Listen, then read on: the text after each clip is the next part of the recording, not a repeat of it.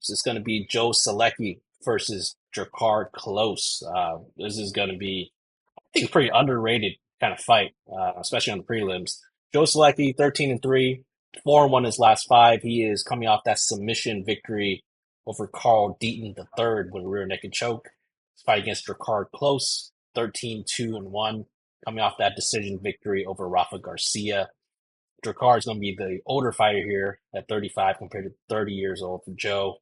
They both actually have the same measurables for height and reach, so interesting thoughts there.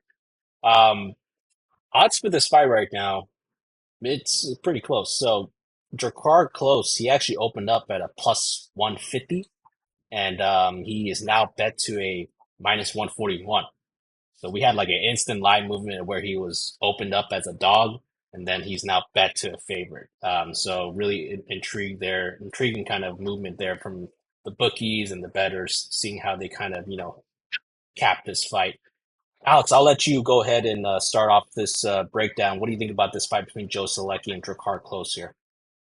Yeah, so for this fight, I watched Joe's tape first, and I was like, you know, all right, this is looking like an easy fade. But then I watch, then I watched Drakkar's tape, and this guy looks weak as fuck too. So, I mean, I think Joe really only has one game plan whenever he comes into a fight, and it's to get the fight down to the mat. Um, Joe has a, super bulky frame, stocky, so it's kind of meant for wrestling. Um, but I think this fight comes down to, one question: Can Joe Solecki take down Drakkar? And if he can, I think Joe will win. Um, but Joe's striking is just so like abysmal.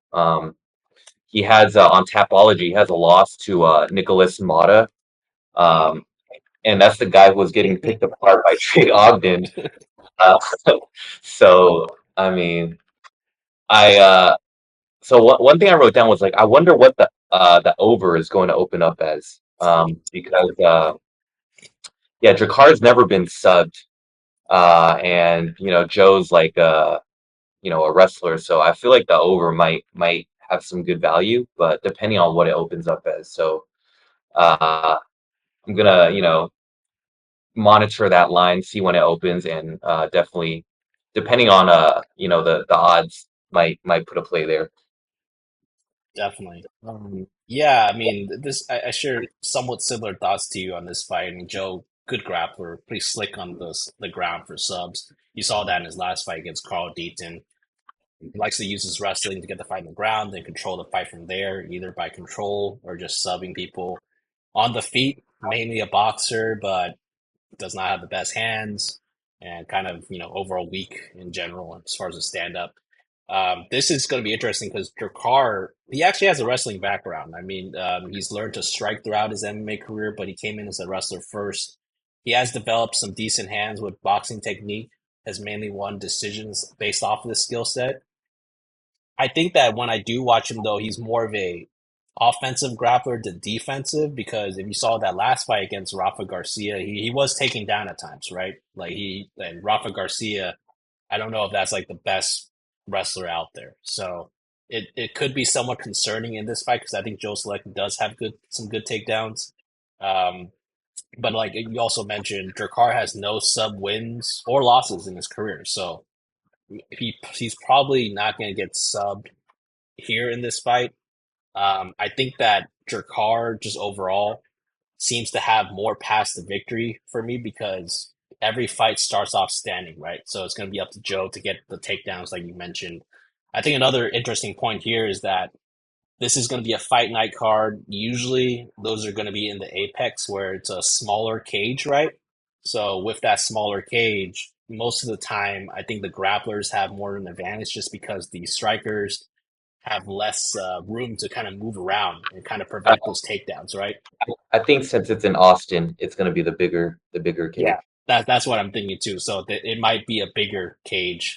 So that's how I'm actually leaning towards Drakkar by decision. I think that he'll be able to move around enough and kind of box his way and sprawl and brawl his way to a decision victory. I'm also interested to see what the lines look like for over 2.5. I think that's what probably was going to open up as. But right now, I would say Drakkar by decision. Honestly, I probably would look at his money line play if it was a little better, but right now he's minus 141.